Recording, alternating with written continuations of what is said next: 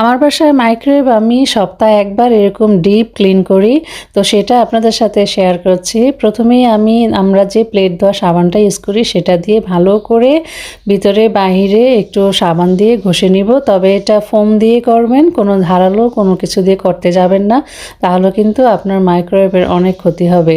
তো এইভাবে সাবান লাগানোর পর একটা কাপড় দিয়ে ভালো করে সাবানটা মুছে নেবেন।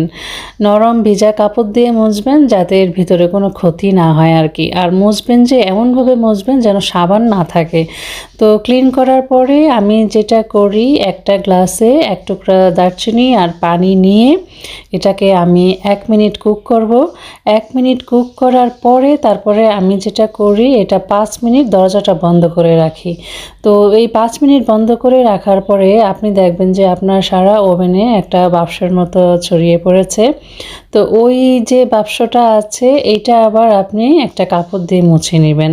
এইভাবে করলে যেটা হয়, মাইক্রোওয়েভে খুব সুন্দর একটা স্মেল থাকে, আর যে একটা গন্ধ থাকে মাইক্রোওয়েভে খাবার গরম করার পরে প্রতিদিন, সেই গন্ধটা আর থাকে না। আপনারা এটা রেগুলার করে দেখবেন, আপনার মাইক্রোওয়েভে কোনো